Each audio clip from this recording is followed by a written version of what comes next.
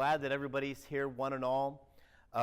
Everybody here knows I like to have a different angle, a different hook than just putting regulations up on a wall, reading regulations, regurgitating safety.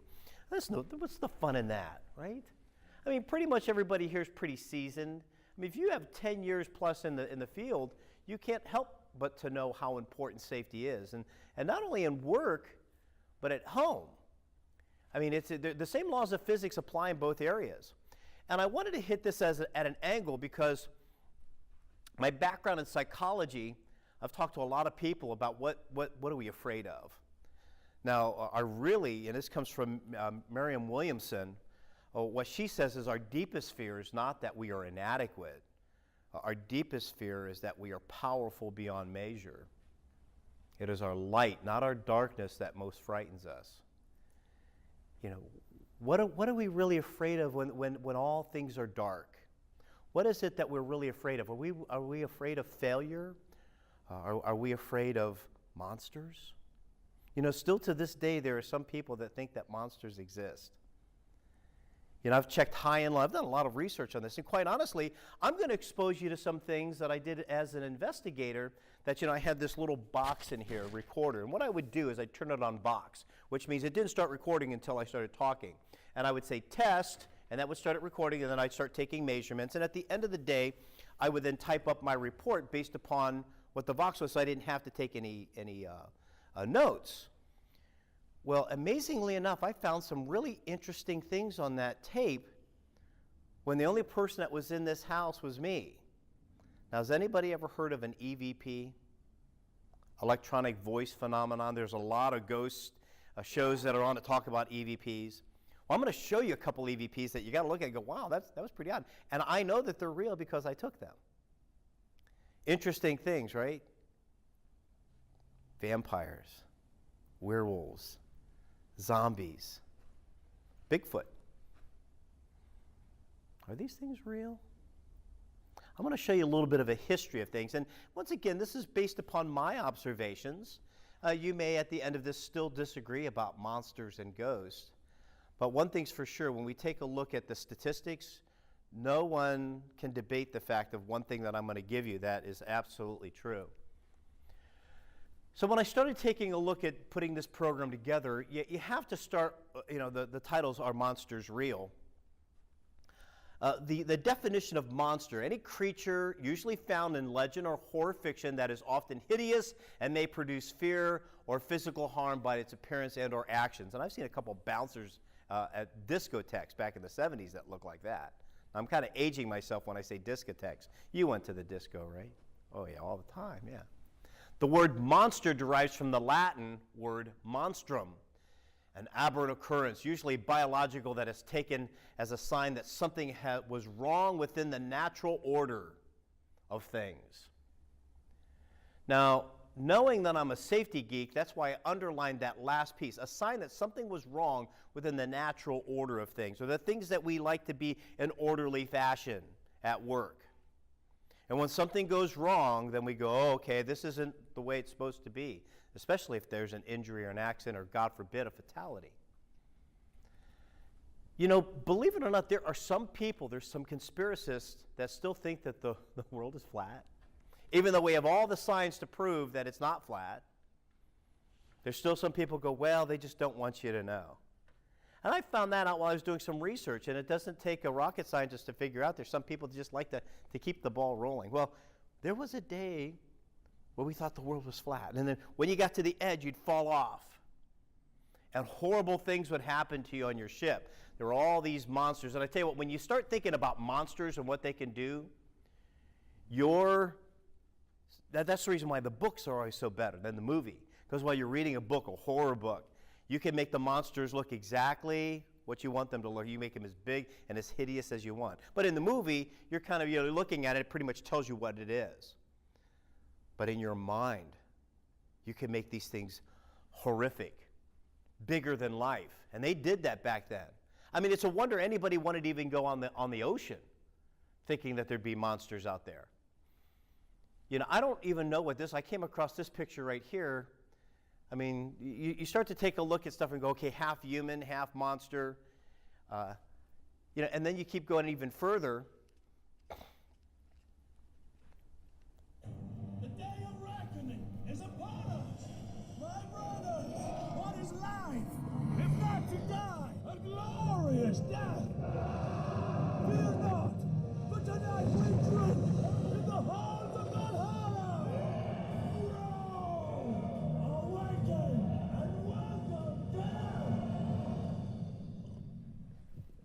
death. And even some of these commercials get in on the fact that, maybe that the world is flat. There were some really, really scary creatures, but sometimes people would just get too much of imagination.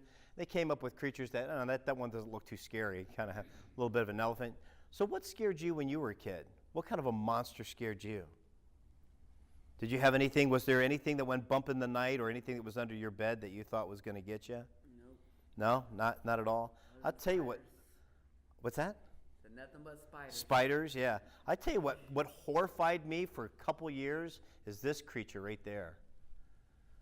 Flying Oz monkeys. Man, I tell you what, when I was a kid, it's like, well, gosh, if they can carry around people and dogs, they could clearly come into my bedroom and take me away.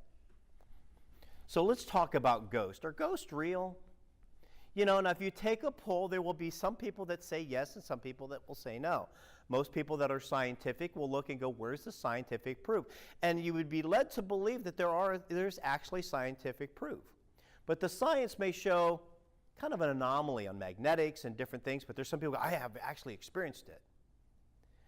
Well, if you have 4 or 5 people that are present and somebody really reacts to something, sometimes you will react and really think that you do see something. Other people will go, well, when we talk about ghosts, what about the Holy Ghost? Now you're pulling religion into that, which is something I don't want to get into today, because then you get the debate of, well, wait a minute, there are ghosts and there's things out there that do go bump in the night, and they're called demons. We're not going at it that angle. I don't want to pull religion into it, because then you got like 2 or 3 hour debate. We don't want a religious quid pro quo going on this morning.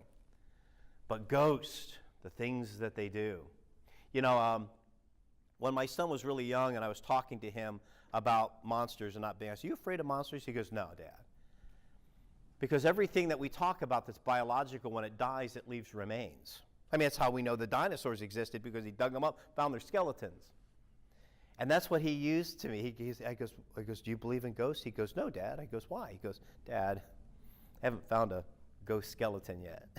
It's like, well, no, the ghost is like after the skeleton.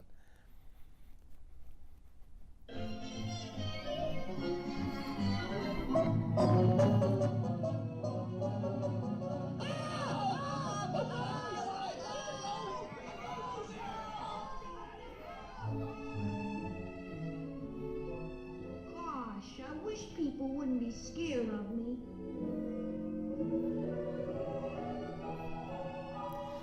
I started looking at this. This is from 1953.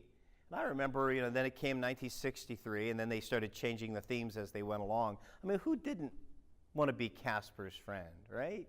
Even though Casper was a ghost.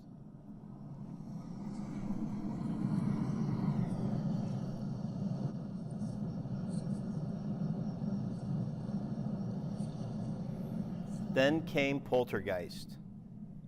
That changed everything.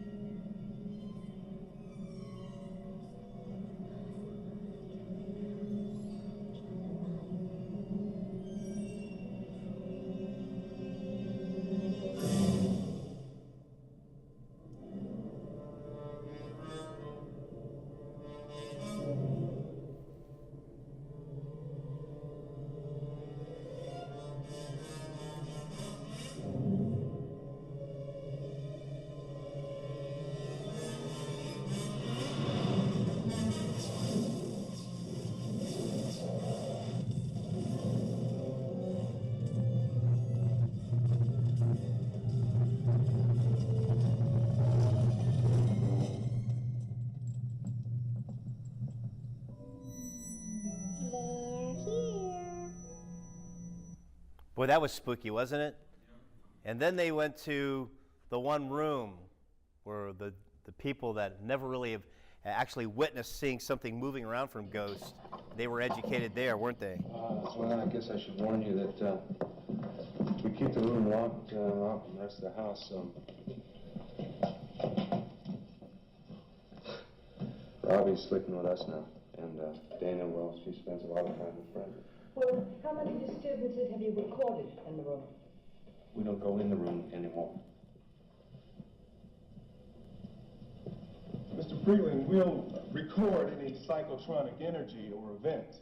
Yes, Ryan photographed an extraordinary episode on a case in Redlands. That's right. It was a child's toy. A very small Matchbox vehicle just rolled 7 feet across a linoleum surface. The duration of the event was 7 hours. 7 hours for what? For the vehicle to complete the distance. Of course, this would never register on the naked eye. But I have it recorded on time-lapse camera. It's fantastic.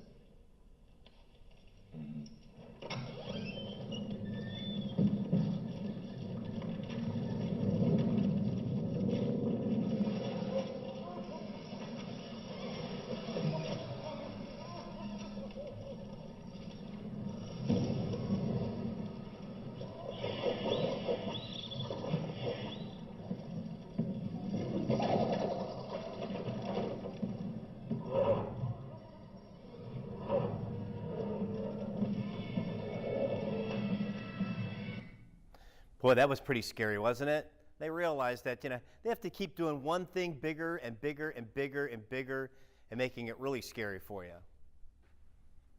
But then they didn't really go that route. They said, no, we got to make a ghost very romantic. We don't want them to be scary.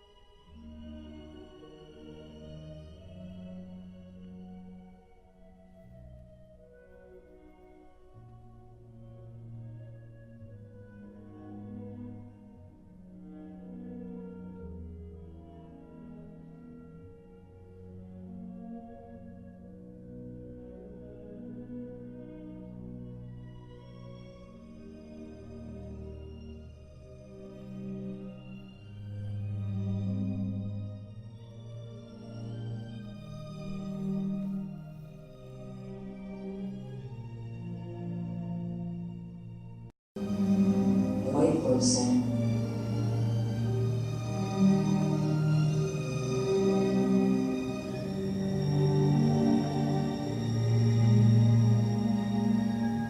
I'll miss you. Your mother'd be proud. I'm gonna miss you too, son. You're all right. Bye, Anna Mae. My son.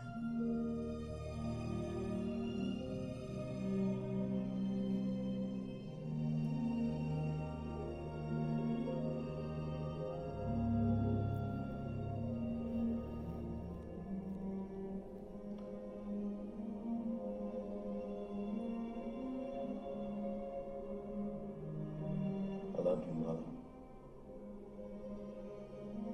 I've always loved you.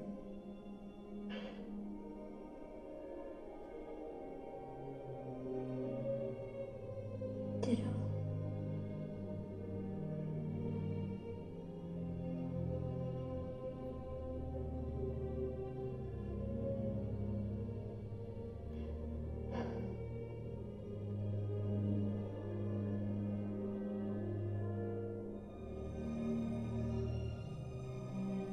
It's amazing, Molly. The love inside. Take it with you.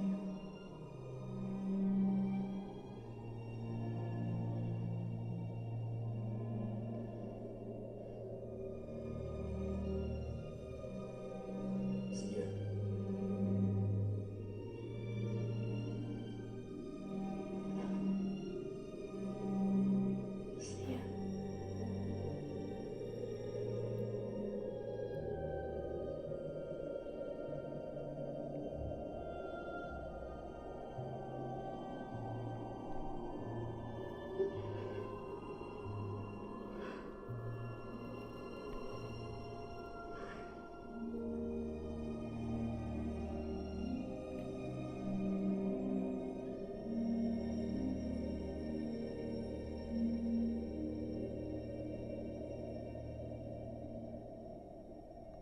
You know, most people know that Patrick Swayze is no longer here. And if you see a movie like that or something where somebody gets a second chance to be able to say their last goodbyes, it really makes you think about your own mortality. You know, I was a real big David Bowie fan, and when I heard about his death, I was like, wow, gosh, maybe it's the fact that I'm getting older or something like that, or maybe it's just, you know, we all die, we're all terminal, right? But then Prince died last week, and we think about, gosh, I mean, are we living our life to the fullest? Are we letting people know how we feel about them? We don't want to be able to, unfortunately, let our lives go by and not have things undone or not said. But there are some real events that do happen that you go and you look at it and you go, gosh, and is that real or not? He's like, Dad, I think I got something on video. His family was dumbfounded, the experts speechless. I was a little skeptical at first. It's kind of creepy. But 17-year-old Jesse Greathouse is certain. I believe it's a ghost, for sure. December 31st, 2008. We were going down to my aunt's for Christmas vacation. To historic Savannah, Georgia. I was looking forward to it, all the sightseeing. Like Forrest Gump's bench, the salty seaport, Civil War markers, And we knew it was the most haunted city in America, so.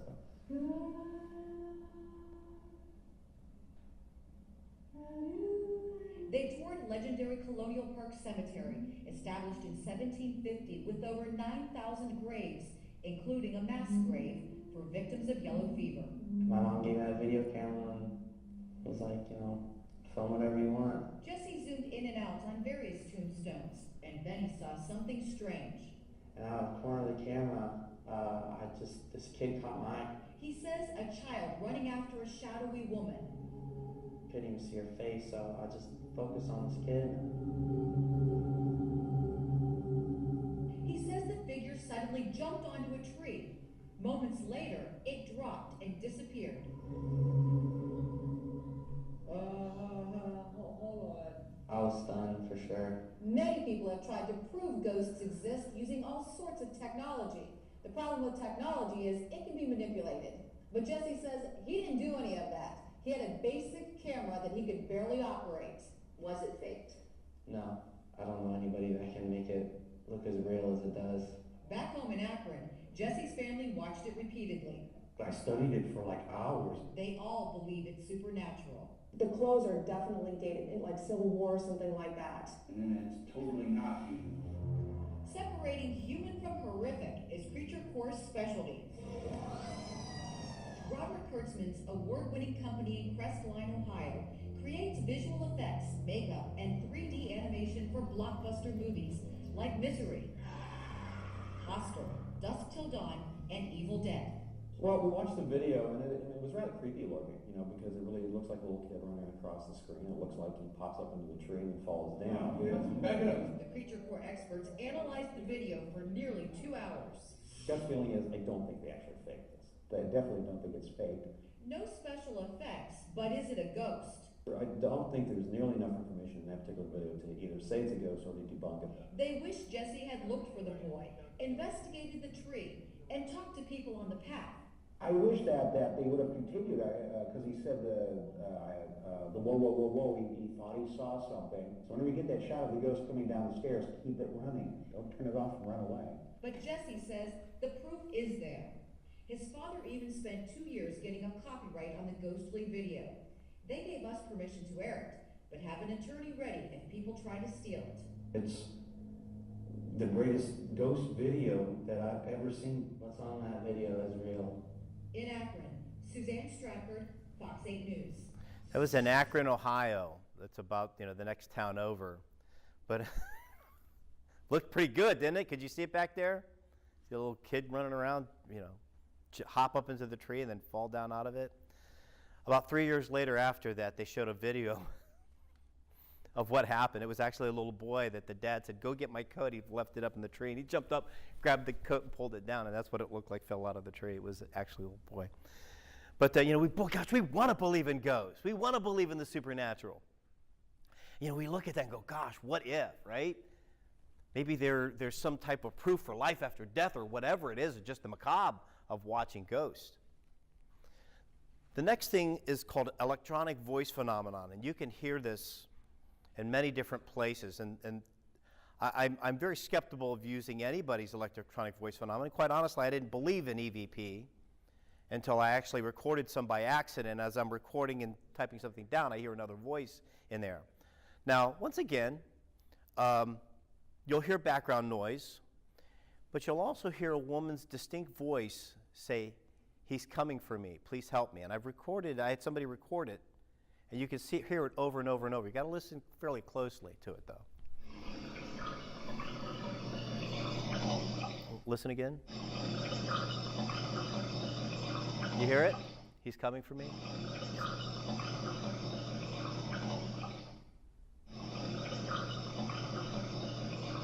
You hear that? He's coming for me. Now, is that a real? She says, "Please help me. He's coming for me. Please help me."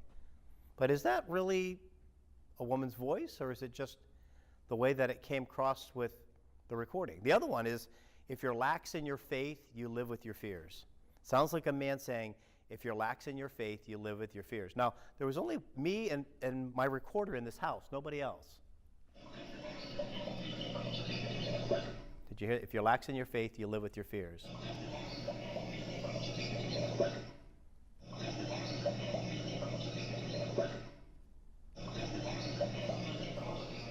What do you hear? I hear it, but I mean, I think everything can be explained. I mean, isn't it like playing a record backwards? Yep, backmasting or playing something backwards is all up to interpretation.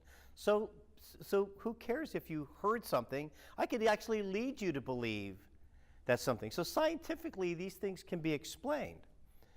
So once again, I think we've looked at it and said, well, that the one thing with the ghost was kind of debunked because somebody came forward and said, no, that's not. He actually was recording his son going, "Go get my coat, I forgot it up in the tree," and that's what it was. Same thing with EVP. You know, really, is it really what you hear or what I make you believe that you hear? Or can it scientifically be explained? To me, I think things are scientific. How about vampires? Oh, they suck the life force out of you.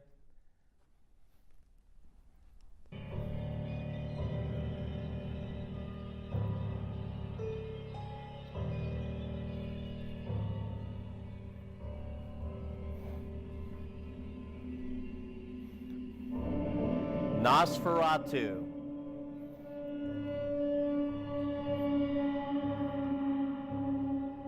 Now we look at Nosferatu now and think, you know, gosh, I'd headbutt him and knock him down on the ground. You know, back then that's what was really scary.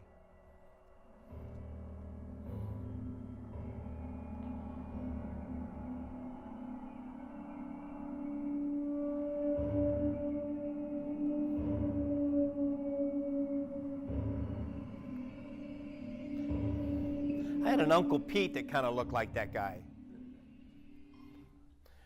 Just creepy, right? Yeah.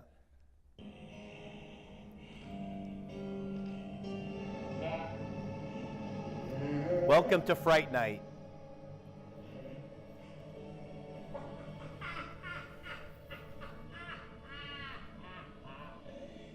You have to have faith for that to work, Mr. Vincent. Remember?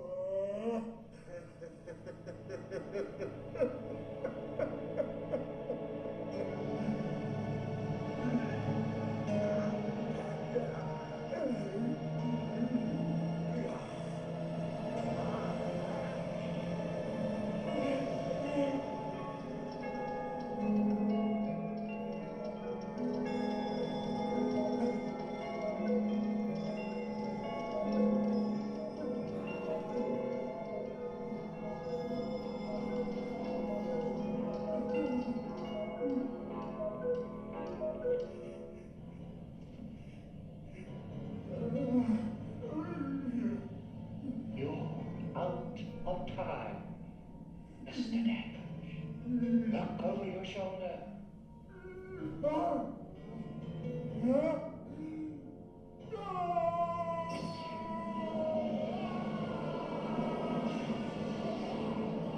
With vampires, and then they bite you, and then you become one of them. What about werewolves? Are werewolves real? There's some people that believe that back in a lot of the Native American Indian tribes that there were wolf men. You know, who could ever forget about Wolfman Jack, right? But neither one of them really were werewolves. Scott?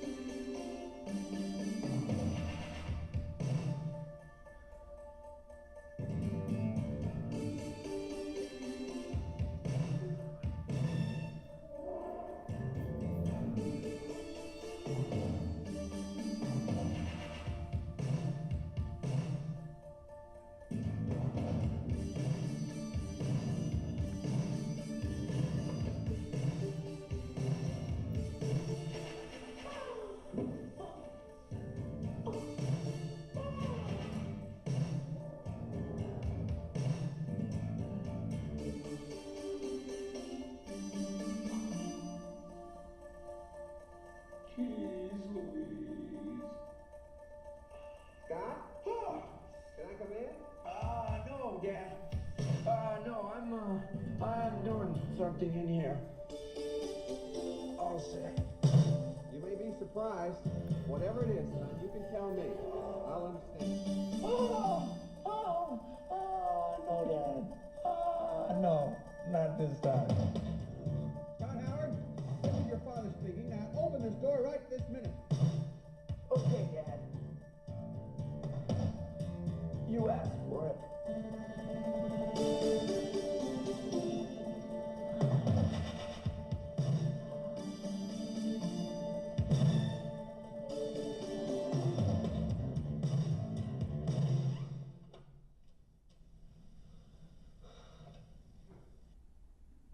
Oh, Dad's a werewolf too. Hey, well, that makes it A-okay, right?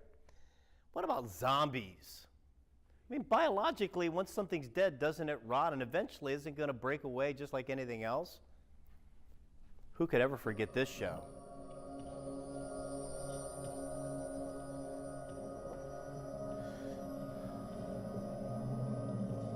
Anybody remember this one? Who's there?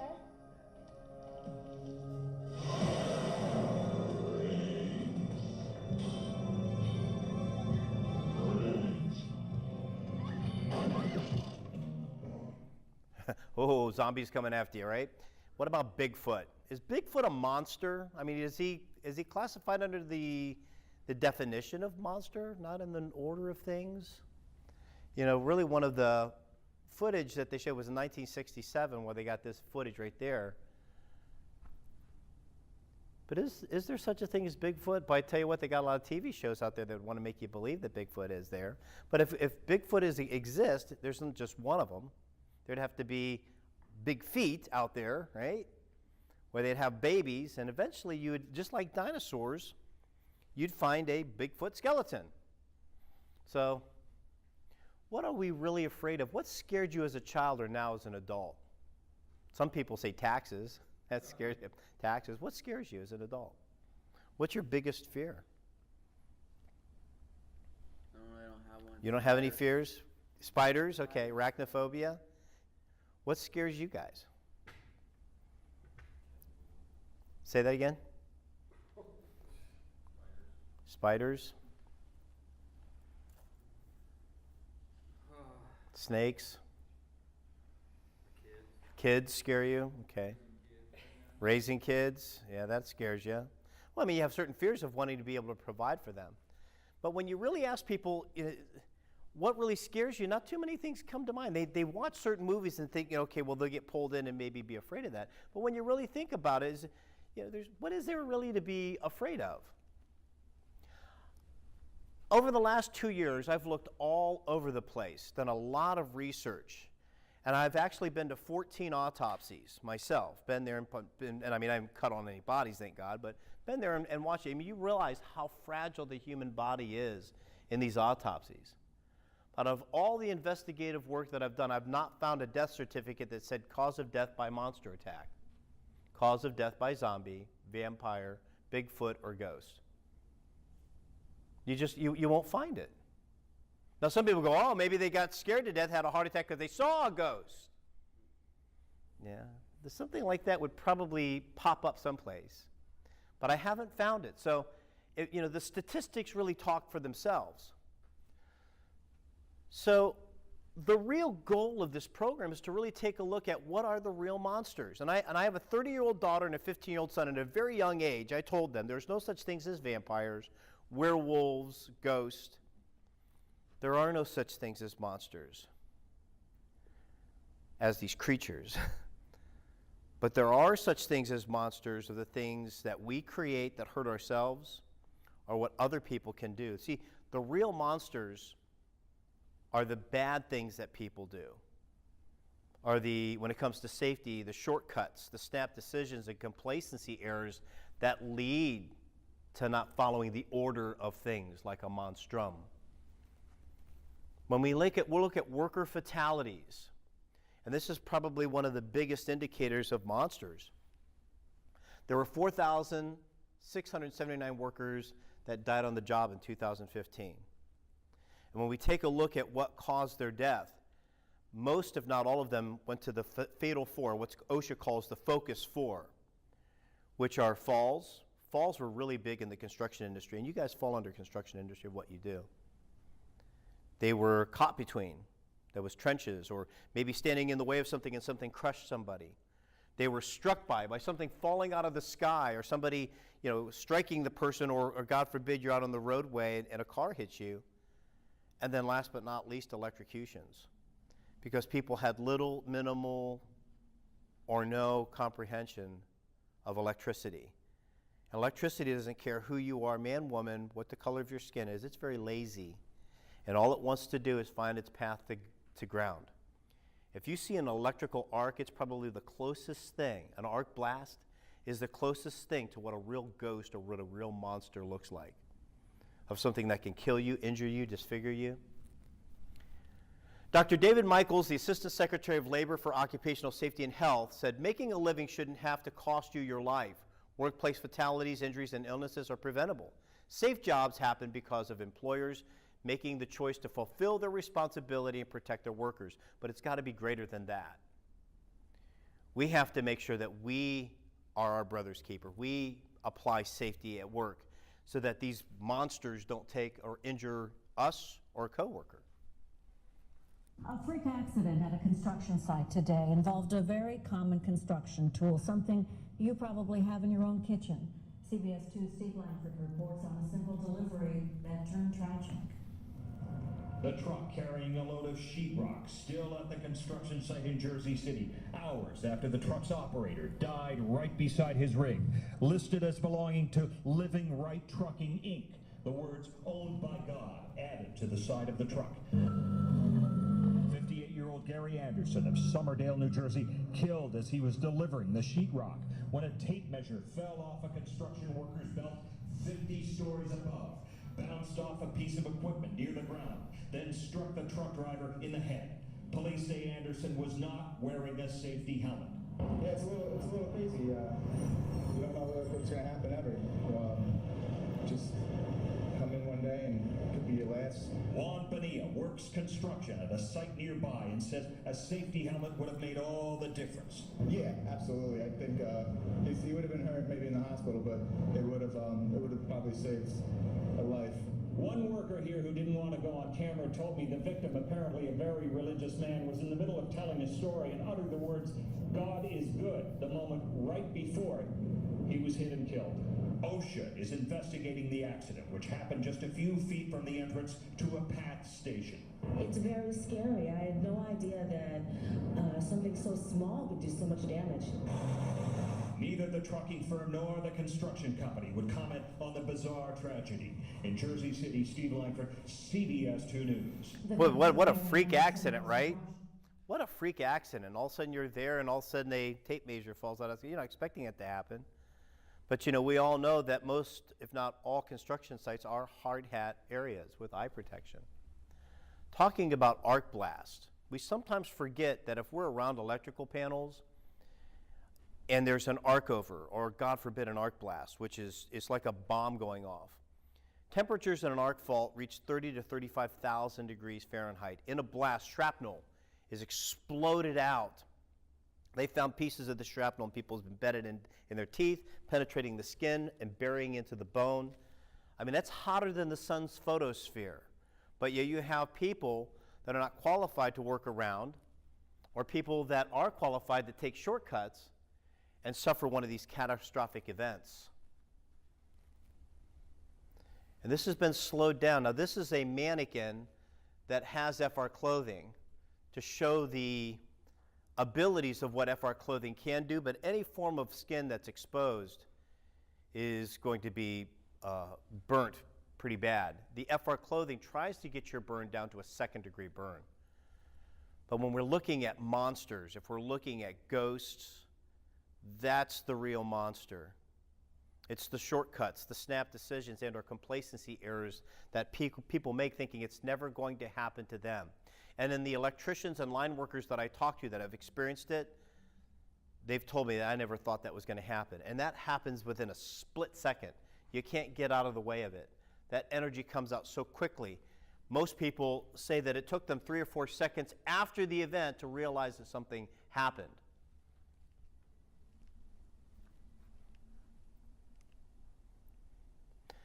This is in China, but it can be anywhere. They don't realize that they're taking this scaffolding or whatever it is that they're going to be using, and they put it right into the electrical wire. And instantaneously, right here, is where they make contact, right there. And instantly, everybody's done.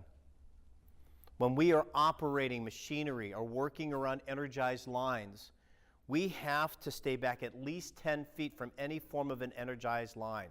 As the kV goes up, so too does our distance have to go up. So be careful around these energized lines. They can be deadly. It happened 2 years ago. Dallas Weens was finishing up a painting job at Ridgely Baptist Church in Fort Worth when his lift drifted into power lines. He woke up 3 months later with his face burned off, just grateful to be alive. It's a shot at a brand new life. It's a new lease, you know? In fact, Dallas Weens says he's never been happier, and happier still since learning he's been accepted for an experimental face transplant. It's a little scary when you think about it, considering the size of the surgery. He says it's not about how he'll look. He's proud of the scars. It's about what he hopes to feel, his daughter's kiss. Because I can't feel her kisses, and I can't truly kiss her back. I just have to go and click my tongue to make it, to simulate giving her a kiss. Surgeons tell Weens he should be able to move his new face and smell again, but not see, although he hasn't lost hope on that. Because I'm 25 years old, and 15 years ago, a face transplant was science fiction. What's going to happen in the next 15 years? I got a lot of life left. He's working towards a law degree to advocate for the blind. His surgery will be at Brigham and Women's Hospital in Boston, where doctors performed one of only 2 face transplants in the country. They thought I would be a vegetable. And as time went on, they were going to realize that there's absolutely zero damage done to my brain. And I joke with the doctors and I say I got a jump start. Dallas Weens doesn't call what happened to him an accident. He wasn't religious before, but he calls this a gift from God. I have a joy that I've never known, and it's worth it to me. It's worth it to you? Yes. Because you feel a joy you've never known? Yes. A joy to serve others. He went back and joined that church where he lost his face, turning new corners now, waiting for the call that his new face is ready. In Fort Worth, Jim Douglas, Channel 8 News.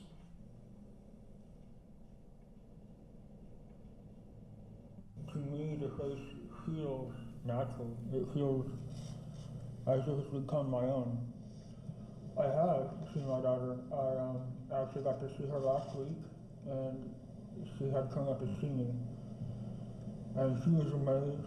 She actually said, "Daddy, you're so handsome." You know, the it's funniest thing is that the first thing I was able to smell was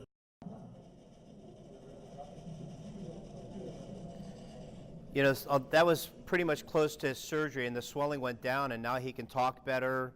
And when you look at him, his hair's grown in. You really can't tell other than some scars right here. But what a precious gift somebody gave to him to be able to have that. And you know, amazingly enough, the two things that he identifies as the greatest gift is the ability to embrace and kiss his daughter and his family and smell lasagna. You know, he says, I didn't realize how lasagna, because you take your nose away, you can't smell. If you ever had a cold, you know when you eat, you can't taste anything. Do we take our senses, the ability to stand, the ability to see, smell, taste, walk, for granted? I know that sometimes I have. We don't think that we're ever going to be put in a position to ever lose it. But think back over the year for yourself and for somebody else. Did they do something not wearing a PPE or applying a safety rule that could have injured them or, God forbid, took their eyesight away or injured them? I was just curious to know what your explanation or what you would say about the SWAT officer Smith that got struck inside the van through a narrowing, wearing all that gear. Yeah, that's an unfortunate event.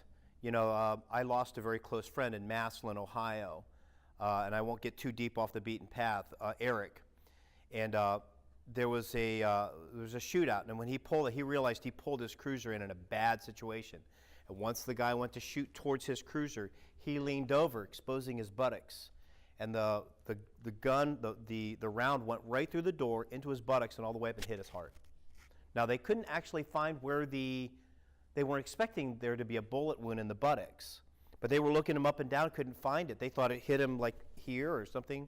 You know, unfortunately, it's just when it's your time, it's your time. The ballistic gear will only cover where it's here. It's not going to cover your neck or your head or the femoral arteries, and it's just unfortunate. It's just that little gap that goes in, and unfortunately, it was that person's time. And we can actually apply that with our safety equipment.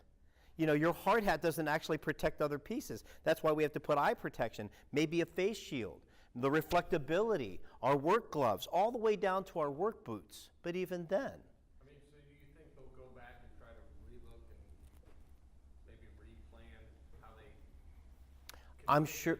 their vehicles and Yeah, I mean, they're not doing enough? you know, unless somebody's walking around in a complete suit, I mean, it's an unfortunate event, because when we take a look at firefighters, EMS, and law enforcement, they realize that there's some dangers you're simply just not going to omit out of the equation, not like a construction worker or general industry worker. It's just an unfortunate event. We'll talk a little bit about that after the program. 53 floors. He had no idea what was coming down. He had no hard hat.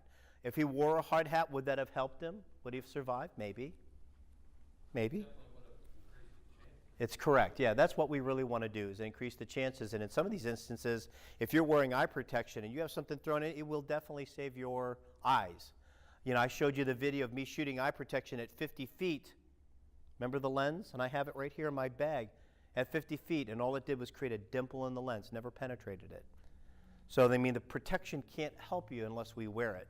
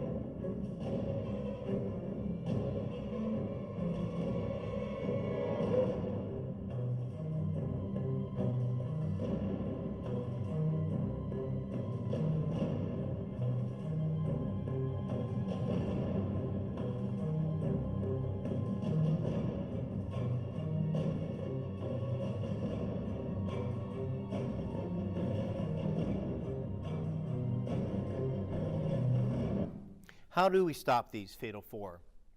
How do we defeat injuries and accidents?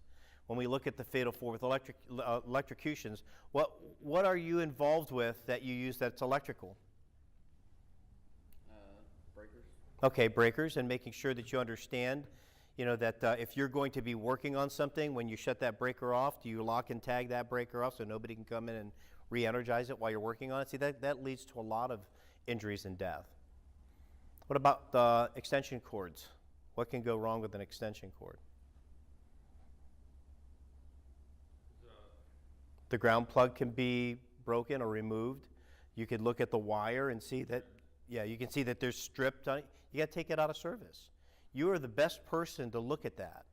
And anything else that goes with electrical. By being struck by, what can we do to protect ourselves so that we don't become one of the statistics by a struck by accident?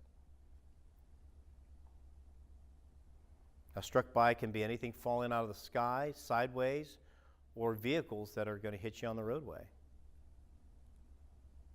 I know this group is always a very quiet group in the morning.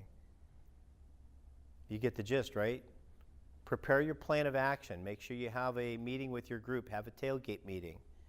Find out what your job detail is, and then say what are the dangers of it, and how do we protect ourselves by eliminating the hazards or protect the worker by PPE. Now, what are some of the things we want to wear while we're working on or beside the roadway? From top to bottom. You want to definitely have an ANSI Class 3 vest and or 2, depending on what you're doing in the speed limit. Eye protection? Sure. Yeah, because you're going to have rocks or debris that could come up out of the roadway. Cones, make sure that's a PPE. What's that? Flares. You want to have flares just in case you need them, but the appropriate amount of cones. An active qualified flagger in the roadway. All of these things help the ante of being able to survive. What about caught between? What are some of the things a person can die from caught between? One of the big ones that some people don't realize is trenching deaths. These excavations that people don't slope it, bench it, shield it, or shore it. Have you ever worked around or in an excavation where there's no trench box? Over the last 5 years, have you watched anybody in Westerville go into a trench without putting a trench box in? Anything 5 feet or lower needs to have something like that. And quite honestly, there was 7 years ago in Westerville, it was an outside contractor, had nothing to do with Westerville. They were down 11 feet. And I pulled over and I said, listen, guys, they thought I was actually OSHA. I said, I'm the OSHA compliance coordinator for Westerville. They thought I was OSHA. They thought, oh crap, we're going to get zapped.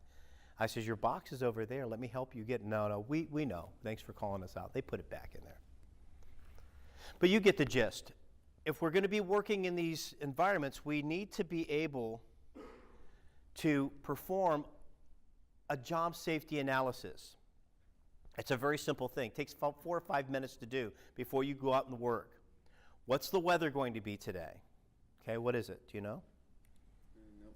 No, see, but that will help us to know what we need to wear and prepare for if it's going to be really hot. And all indications show that May is going to be above normal in temperature, and the summer is going to be very, very hot. That's the last computer readout. We're going to have a very warm summer. So preparing for heat stress and those things of that nature. Okay, what's the job function? Okay, this is what we're going to do. We're going to be out there for 4 hours performing this job task.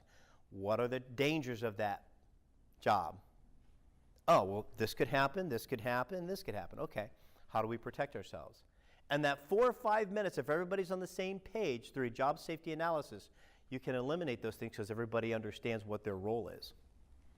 So the 10 commandments of safety as we come to a close, and they're pretty simple ones, and we need to follow them. If we follow them, we're going to be better off at work and at home. The first one, you are responsible for your own safety and for the safety of others. Am I truly my brother's keeper, or do I just put safety slogan on the wall saying all accidents are preventable? Number 2, accidents are only preventable if we take action. You can put all the posters in the world up on a wall and it ain't going to make you safe. It's a daily investment to it.